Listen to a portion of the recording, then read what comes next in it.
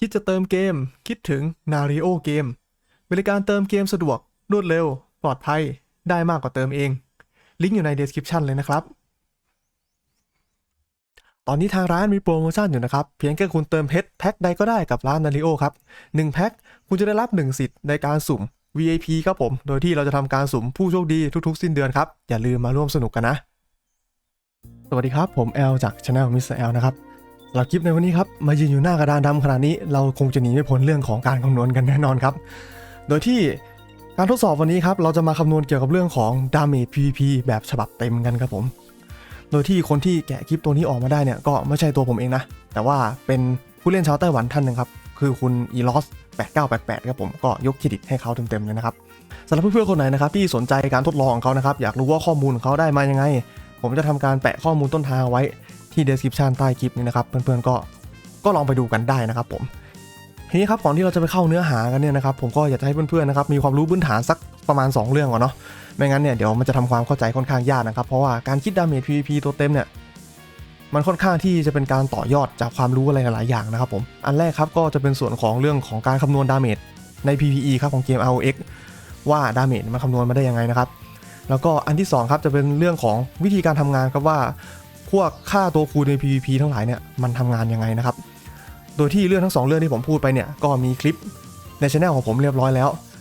แล้วก็ผมก็จะแปะลิงก์เอาไว้ที่ใต้คลิป description เหมือนกันนะครับผมเพื่อนๆคนไหนที่เคยติดตาม channel ของผมมาสักพักก็คงจะได้ยินผมพูดถึงเรื่องของ Damage X มาหลายครั้งแล้วเหมือนกัน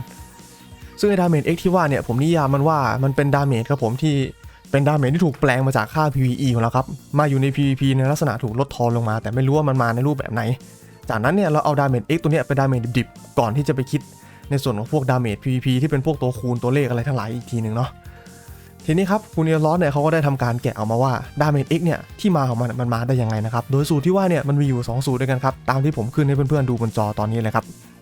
สำหรับการโจมตีธรรมดาครับผมX damage ที่ว่าเนี่ยมันมาจากการที่เราเอา PVE damage ของเราครับยกกำลัง 0.48 คูณด้วย 24 ครับผมขณะที่ถ้าเกิดว่าเราใช้สกิลครับ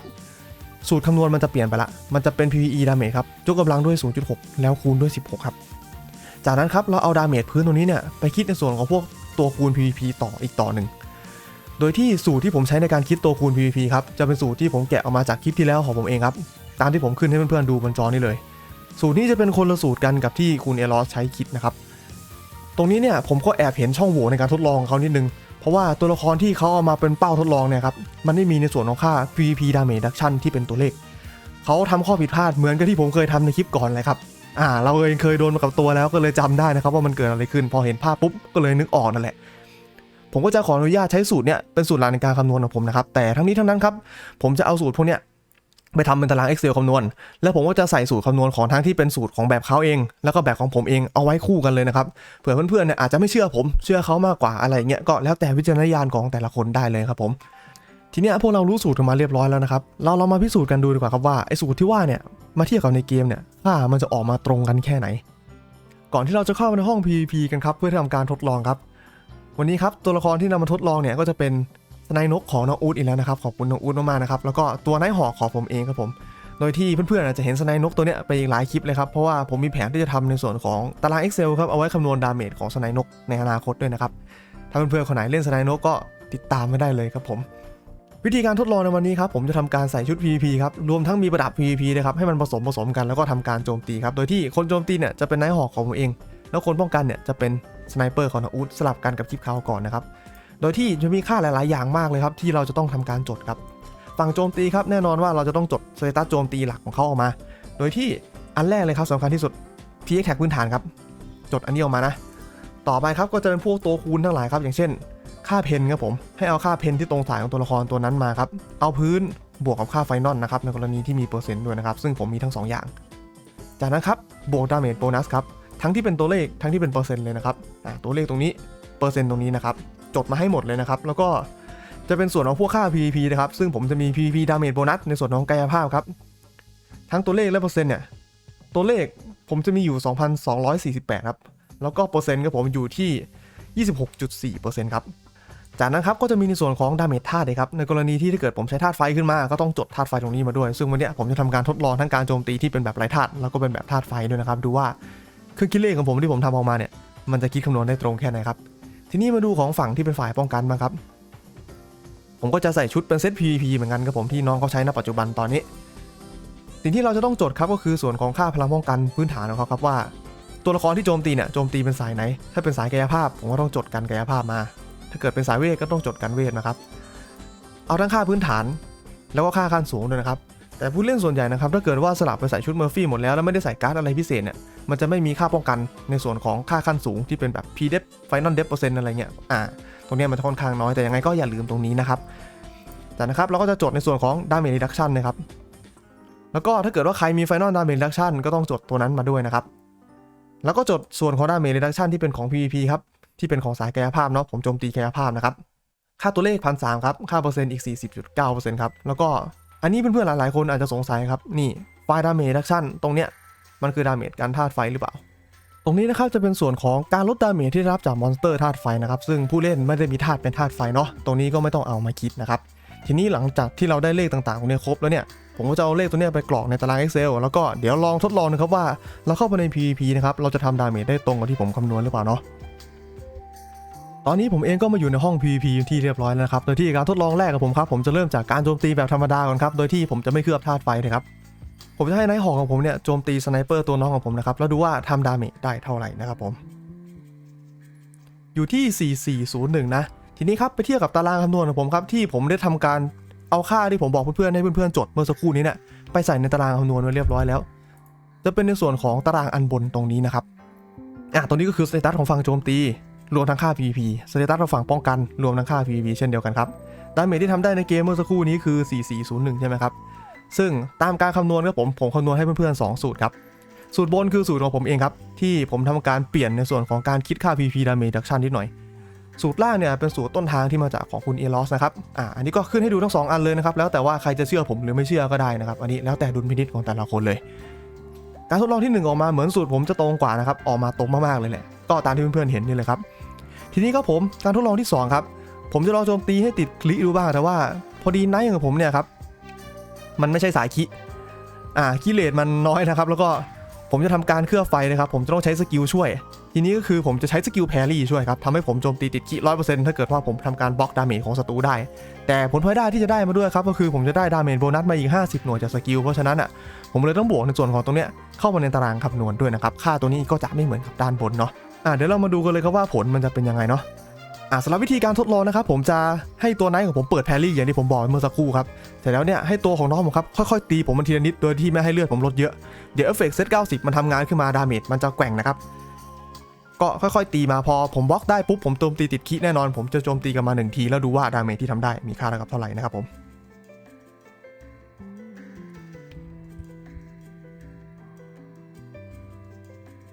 5856นะครับเรามาดูกันกับตารางคำนวณครับ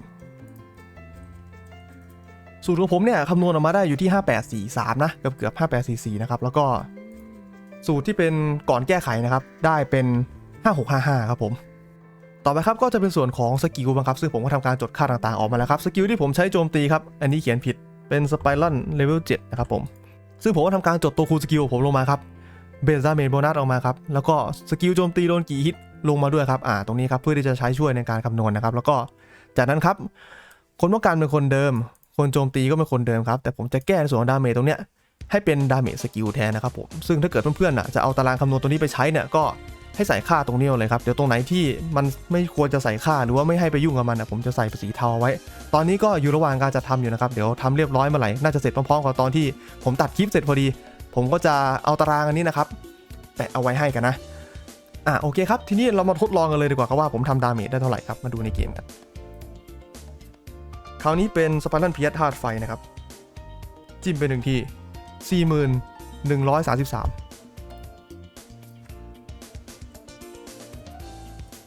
ก็เหมือนว่าของผมจะตรงกว่าแล้วนะครับผมคำนวณออกมาได้4126ขณะที่สูตรอีกสูตรนึงเนี่ยมันได้ประมาณเกือบจะ 40,000 ไม่ถึง 40,000 ดีนะอย่างที่ผมพูดไปเมื่อสักครู่นะครับตารางตรงส่วนตรงนี้ครับเพื่อนๆก็ใช้ดุลพินิจตัวเองครับว่าคุณจะเชื่อสูตรใครนะครับแล้วก็ตารางตัวนี้ครับเดี๋ยวผมจะมีแจกนะครับแจกฟรีครับเพราะช่องนี้มีแต่ให้ โอเคครับแต่ครั้งนี้ขอพิเศษนิดนึงก็แล้วกันเนาะผมจะแปะลิงก์โดเนทเอาไว้ควบคู่กับลิงก์ที่ผมจะแจกในส่วนของชีทคำนวณตัวนี้เอาไว้นะครับจะเป็นในคอมเมนต์ปักหมุด ใต้คลิปตรงนี้เลยครับผมเผื่อเพื่อนๆคนไหนจะเห็นใจผมนะครับเป็นค่ายาแก้ปวดหัวที่ผมไปแกะสูตรตารางอันนี้เอามาให้เสร็จสับเนี่ยสัก5 บาท 10 บาทผมก็ยินดีที่จะรับไว้นะครับขอบคุณมากๆนะครับผมทีนี้ผมก็จะขออนุญาตสรุปเลยนะครับผมสำหรับสูตรคำนวณดาเมจ PVP เนี่ยสูตรการคำนวณของมันเนี่ยจะมีอยู่2สูตรด้วยกันครับซึ่งผมก็จะขอใช้เป็นสูตรเวอร์ชัน Mr. L ก็แล้วกันนะเพราะว่าผมรู้สึกว่าสูตรผมมันตรงกว่านะครับสำหรับการโจมตีธรรมดาครับดาเมจ PVP จะมีค่าเท่ากับดาเมจ PVE ของคุณครับยกกำลัง 0.48 คูณ 24 ครับจากนั้นนำมาลบกับในส่วนของ PVP Damage Reduction ที่เป็นตัวเลขคูณกับค่าตัวคูณ PVP Damage Bonus กับ Reduction ที่เอามาหักลบกันแล้วนะครับจากนั้นเนี่ยบวกกับ PVP Damage Bonus ที่เป็นตัวเลขอีกทีหนึ่งในส่วนของสกิลครับก็จะแทบจะเหมือนกันเลยครับต่างกันแค่ตรงหัวอย่างเดียวก็คือส่วนของ PVE Damage เนี่ยเราจะเอามายกกำลัง 0.6 แล้วก็คูณ 16 ครับแล้วก็พ่วงท้ายเหมือนเดิมเลยครับผมตามที่ผมขึ้นให้เพื่อนๆดูบนจอตอนนี้เลยนะครับทีนี้ครับสูตรมันยาวเหยียดเลยมีค่ายกกำลังมีค่าคูณอีกหลายๆคนผมก็คงเข้าใจแหละว่าเมื่อก่อนอาจจะไม่ได้ตั้งใจเรียนเลขหรือว่าไม่ชอบวิชาคณิตศาสตร์นะครับนึกภาพไม่ออกว่ามันยังไงเนี่ยแล้วเราจะบาลานซ์ได้ยังไงแล้วควรจะทำค่าอะไรแบบไหนตรงนี้เนี่ยมันเป็นอะไรที่พูดตรงๆว่าอธิบายให้เห็นภาพยากนะครับแต่ว่าปกติแล้วฟังก์ชันทางคณิตศาสตร์ครับผมวิธีที่จะทำให้เห็นภาพได้ง่ายที่สุดวิธีหนึ่งก็คือการนำเอาไปพล็อตกราฟครับเดี๋ยวผมก็จะขึ้นกราฟของฟังก์ชันทั้ง2อันนี้ให้เพื่อนๆดูนะครับกราฟที่เพื่อนๆเห็นอยู่ตอนนี้นะครับมันจะเป็นกราฟในส่วนของความสัมพันธ์ระหว่างดาเมจที่ทำได้ใน PVP กับ PVE ครับผมโดยที่แกน x หรือว่าแนวนอนเนี่ยนะครับคือดาเมจที่เราควรจะทำได้ใน PVE ครับแกน y หรือว่าแนวตั้งเนี่ยนะครับคือดาเมจที่เราควรจะทำได้ใน PVP ครับซึ่งลักษณะของฟังก์ชันทั้ง2อันเนี้ยมันจะเป็นการลดทอนดาเมจที่คุณควรจะทำได้ลงมาเส้นกราฟที่เพื่อนๆเห็นอยู่3เส้นตรงนี้นะครับสำหรับเส้นสีเขียวครับผมคือในส่วนของดาเมจสกิลครับสำหรับเส้นสีม่วงครับก็คือฟังก์ชันของดาเมจการโจมตีธรรมดาครับก็สังเกตได้ว่าดาเมจการโจมตีธรรมดาเนี่ยถูกหักลบลงมามากกว่าการใช้สกิลนะครับซึ่งก็ตรงกับข้อสังเกตหลายคนที่เคยเจอกันมาในเกมแหละครับว่าเล่นสายตีเล่นสายคีพอมาลง PVP ถ้าเกิดไม่มีงบอย่างเงี้ยมันง่อยแล้วก็ระดับผู้เล่นท็อปก็ไม่ค่อยมีใครเล่นสายคีกันนะครับเหตุผลส่วนหนึ่งก็เพราะตรงนี้ด้วยครับผมแล้วก็เส้นสีชมพูครับอันนี้ผมตีมาเหมือนกับเป็นเส้นอ้างอิงเฉยๆครับว่าจุดที่แกน x กับแกน y มีค่าเท่ากันหรือว่าดาเมจเต็มๆของคุณเนี่ยมันมีค่าเท่ากับเท่าไหร่เพื่อที่จะให้เห็นได้ชัดขึ้นนะครับว่าดาเมจของคุณเนี่ยใน PVP การใช้สกิลการตีธรรมดามันถูกลดลงมาจากค่าที่มันควรจะเป็นห่างมากน้อยแค่ไหนครับอันนี้ก็คือแค่ดาเมจหลักพันเนี่ยนะครับก็ถูกลดลงมาเยอะแล้วทีเนี้ยปกติแล้วเราโจมตีกันหลักหมื่นหลักแสนใช่ไหมครับสำหรับผู้เล่นทั่วๆไปเนาะอาจจะมีบางคนที่เป็นอาชีพที่สกิลแรงสกิลหลักล้านก็มีครับเรามาซูมออกดูกันดีกว่าฮะอันนี้ก็ประมาณสเกลสักประมาณ 200,000 นะครับเพื่อนๆสังเกตไหมครับว่าระยะห่างของเส้นสีชมพูกับเส้นสีเขียวสีม่วงเนี่ยมันเริ่มเพิ่มขึ้นเรื่อยๆเพราะว่ากราฟ2อันล่างเนี่ยนะครับมันไม่ใช่กราฟเส้นตรงครับลักษณะฟังก์ชันของมันเนี่ยมันจะคล้ายๆกับกราฟฟังก์ชันล็อกการิทึมก็คือเอาแบบง่ายๆครับภาษาชาวบ้านค่าตั้งต้นของคุณนะครับถ้าเกิดว่ามันยิ่งมีเยอะนะครับเวลาเอามาแทนในฟังก์ชันเนี่ยมันจะยิ่งถูกลดลงไปด้วยอัตราส่วนที่เยอะขึ้นยิ่งคุณมีค่ามากยิ่งโดนลดมากมีน้อยโดนลดน้อยครับผมสังเกตง่ายๆนะครับเอาที่มันเห็นภาพชัดๆเลยก็คือสมมุติว่าตอนคุณตีอยู่ 60,000 เนี่ยครับดาเมจใน PVP ของคุณถูกลดลงมาประมาณ2 ข้อใหญ่กับอีก2ข้อเล็กอะไรประมาณนี้ง่ายๆนะทีนี้ถ้าเกิดว่าคุณตีขึ้นไปถึง120,000เมื่อไหร่นะครับดูดาเมจส่วนที่คุณโดนหักลบลงมาสิครับ1 2 3 4 5ข้อไปแล้วตรงนี้ยังไม่นับเศษๆเลยนะคุณตีแรงขึ้นมันไม่ได้ลด2ข้อเท่าเดิมนะครับมันลดแบบจำนวนข้อที่เยอะขึ้นด้วยสเกลที่เท่ากันทีนี้ครับถ้าเกิดว่าแบบตีไป 200,000 ตีไป 300,000เงี้ยไม่เห็นเพดานแล้วไม่รู้ไปถึงไหนเราลองซูมมาดูเห็นได้เยอะเลยครับเนี่ยครับอันนี้ตีประมาณหลักล้านละยิ่งแรงเนี่ยมันยิ่งโดนลดทอนตรงนี้เยอะครับทีเนี้ยเราจะบาลานซ์ตัวเรายังไงดีอันนี้เนี่ยมันเป็นคำตอบที่พูดได้ค่อนข้างยากมากๆเลยนะครับมันไม่มีค่าที่แน่นอนแล้วครับในการบาลานซ์เพราะปัจจัยอะไรหลายๆอย่างในเกมมันเยอะมันไม่ได้เป็นอะไรที่สามารถคำนวณได้ในทางทฤษฎีอย่างเดียวครับอย่างแรกที่ผมพูดถึงเลยก็คือคุณจะต้องดูงบของคุณก่อนครับว่าดาเมจของคุณอยู่ในเลนส์ช่วงไหนแล้วก็คุณจะต้องดูงบของคุณด้วยว่างบของคุณเนี่ยมันสามารถเข้าถึงของอะไรได้บ้างครับเพราะว่าตัวเลือกของคุณในที่นี้ครับก็คือคุณต้องการบาลานซ์ในส่วนของตัวคูณด้านนอกกับตัวคูณ PVP ใช่ไหมครับคนที่งบน้อยเนี่ยการเข้าถึงตัวคูณ PVP มันก็จะยากกว่าคนที่งบเยอะครับคุณใช้การ์ดไม่ได้คุณใช้ออฟการ์ดเฮมก็ไม่ได้ก็ใช้ได้แค่ประดับขาวเท่านั้นครับทีเนี้ยมันก็ต้องดูว่าเราแลกกับอะไรขณะที่คนที่งบไปเยอะเนี่ยเขาเข้าถึงได้หลายทางมากกว่าเขาก็ต้องมาบาลานซ์ว่าวิธีการบาลานซ์ของเขามันจะเป็นยังไงนะครับซึ่งมันไม่มีค่าอะไรที่ตายตัวครับเพราะว่าทันทีที่ดาเมจเบสของคุณหรือดาเมจเอ็กของคุณเปลี่ยนครับอัตราการลดทอนของกราฟตัวเนี้ยมันจะเปลี่ยนตามไปด้วยครับเพราะฉะนั้นนะครับวิธีการบาลานซ์เนี่ยผมก็จะแบ่งออกเป็น2เคสเอาเป็นคนงบน้อยก่อนก็แล้วกันครับสำหรับคนที่งบน้อยๆเนี่ย เราไม่ต้องไปคิดอะไรตรงนั้นเยอะครับผมให้เราไปดูในส่วนของตัวละครตัวเราครับว่าตัวเราเนี่ยเป็นสายสกิลหรือว่าสายโจมตีธรรมดาสำหรับเพื่อนๆที่เล่นสายโจมตีธรรมดานะครับให้เราไปโฟกัสกับค่า PVP Damage Bonus ที่เป็นตัวเลขครับเพราะว่าค่าตัวเลขเนี่ยมันแสดงผลค่อนข้างเยอะใน PVP แล้วมันให้ค่าตรงๆไม่ต้องไปโฟกัสในส่วนของเปอร์เซ็นต์มากครับเพราะว่าตัวเลขมันถูกคิดหลังเปอร์เซ็นต์ตามสูตรที่ผมโชว์ให้เพื่อนๆดูไปเมื่อสักครู่ตัวละครเราโจมตีเบาไปแล้วครับแต่ว่าเราโจมตีถี่ครับเราจะสามารถรีดประสิทธิภาพจากส่วนของฟิกดาเมจที่เป็นดาเมจ PVP ตรงเนี้ยออกมาได้เต็มที่นะโดยที่ไอแหล่งที่มาตัวนี้ครับมันจะหาได้จากไหนอย่างที่บอกไปครับผมคนทั่วไปก็คงหาได้จากประดับขาวเนี่ยคุณสมบัติมันจะแบบพิลึกนิดนึงสำหรับประดับขาว90เนาะในส่วนของทาริสกับประดับเล็กครับมันจะให้ค่าการตีบวกต่อ1เลเวลเท่ากันที่ 2% แต่ค่าการอัปเกรดมันจะไม่เท่ากันครับทาริสมันจะให้ค่าในส่วนของ PVP Damage Bonus ที่เป็นตัวเลขตัวเนี้ยมากกว่าก็ให้โฟกัสเปลี่ยนทาริสก่อนนะครับผมแล้วก็เปลี่ยนประดับเล็กตามสักชิ้นหรืออาจจะไม่เปลี่ยนแล้วแต่บิลของตัวละครของแต่ละคนครับก็ใช้เครื่องคิดเลขตัวนี้เป็นตัวช่วยครับว่าพวกค่าสเตตัสพื้นฐานต่างๆของเราครับถ้าเกิดว่าเรายอมลดลงเพื่อแลกค่า PVP เนี่ยดาเมจมันจะออกมาในลักษณะไหนนะครับผมตัวเนี้ยก็จะเป็นตัวช่วยได้นะครับแล้วก็ในส่วนของเพื่อนๆที่เล่นเป็นสายสกิลซึ่งอันนี้ก็รวมตัวผมเองด้วยเพราะผมเล่นไนท์สายหอกเนาะเราจะไม่โฟกัสในส่วนของดาเมจโบนัสที่เป็นตัวเลขมากครับสาเหตุก็เพราะว่าตัวเนี้ยมันก็ยังเป็นสัดส่วนที่ค่อนข้างแรงนะแต่ว่ามันจะไม่เหมือนกับค่าดาเมจโบนัสด้านนอกครับก็คือสกิลฮิตเขาเนี่ยมันจะไม่มีผลต่อการแอพพลายดาเมจโบนัสตรงนี้ครับปกติถ้าเกิดดาเมจโบนัสพวกนี้ด้านนอกสกิล5ทีเนี่ย48เนี่ยจะถูกใส่เข้าไป5ครั้งครับแต่ถ้าเกิดว่าใน PVP ครับผมมีอยู่ 2,000 ผมใช้สกิล5ฮิตมันก็ได้แค่ 2,000 ครับมันไม่ได้เป็น 2,000 5 ครั้งเป็น 10,000 นึงนะผมควรที่จะไปโฟกัสกับส่วนของเปอร์เซ็นต์มากกว่าครับเพราะว่าดาเมจผมมันเป็นก้อนใหญ่และมันช้าทำให้ประดับที่มันเหมาะกับผมเนี่ยจะเป็นประดับเล็กมากกว่าเพราะว่าทาริสมันให้เปอร์เซ็นต์เท่ากับประดับเล็กครับอะไรประมาณนี้นะครับเพื่อนๆก็ลองไป mix and match ให้เหมาะกับตัวละครของตัวเองดูและทีนี้ครับถ้าเกิดว่าเราเป็นคนงบเยอะล่ะเราจะบาลานซ์ยังไงดีอันนี้นะครับผมก็ต้องบอกตรงๆนะครับว่าผมเองเนี่ยไม่เคยจับตัวละครระดับสูงเลยครับผมไม่ทราบหรอกครับว่าออปชันในการทำของเขามีอะไรบ้างครับเขาสามารถยัดอะไรลงไปในชิ้นไหนได้บ้างอย่างเงี้ยผมก็คงจะไปแบบทำบิวละเอียดอะไรออกมาให้ไม่ได้ครับแล้วก็การที่คุณกำลังคิดในใจว่ามันจะมีไหมกับอัตราส่วนที่แบบว่าสมมติว่าเรามีเพน 2% มันจะเทียบเท่ากับ PVP Damage Bonus %นึงอะไรเงี้ยอัตราส่วนตรงนี้มันไม่มีนะครับก็อย่างที่ผมได้เปิดกราฟให้ดูไปเมื่อสักครู่เนี่ยว่าสเกลของดาเมจของคุณครับมันจะถูกหักเยอะขึ้นเรื่อยๆเวลาที่คุณทำดาเมจได้มากขึ้นตามไอ้ตารางที่ผมโชว์ให้เพื่อนๆเห็นเป็นตารางล้นๆอยู่ตอนนี้ครับผมอันนี้คือตารางที่ผมไปทำการทดสอบครับดาเมจ PVP ก่อนที่จะแกะสูตรออกมาโดยที่การทดสอบครั้งนี้ครับผมได้ตัวคุณออกัสจากกิลมานามาช่วยทดสอบด้วยนะครับก็ขอบคุณคุณออกัสมากๆนะครับการทดลองนี้ครับผมได้ทำการฟิกค่าของพลังโจมตีแล้วก็ค่าตัวคูณของค่าพลังโจมตีครับให้เป็นค่าคงที่ทั้งหมดครับจากนั้นผมจะดันค่าสแตทบางอย่างขึ้นไปก็คือดันดาเมจไฟกับดันดาเมจโบนัสขึ้นไปครับเพื่อที่จะสังเกตว่าไอ้ดาเมจไฟอย่างเงี้ย 4% นี้ครับเวลาลงมาใน PVP มันแสดงผลออกมาจริงๆกี่เปอร์เซ็นต์มันถูกหักลบออกไปกี่เปอร์เซ็นต์ครับด้านบนเนี่ยเป็นการโจมตีธรรมดาด้านล่างเป็นการใช้สกิลครับสังเกตว่าอัตราลดทอนมันไม่เท่ากันนะครับดาเมจไฟ 10% ครับสำหรับการโจมตีธรรมดาครับผมไปใน PVP เนี่ยเอฟเฟกต์มันเหลือแค่ประมาณ 4.66% โดนลดไปประมาณ 53% ขณะที่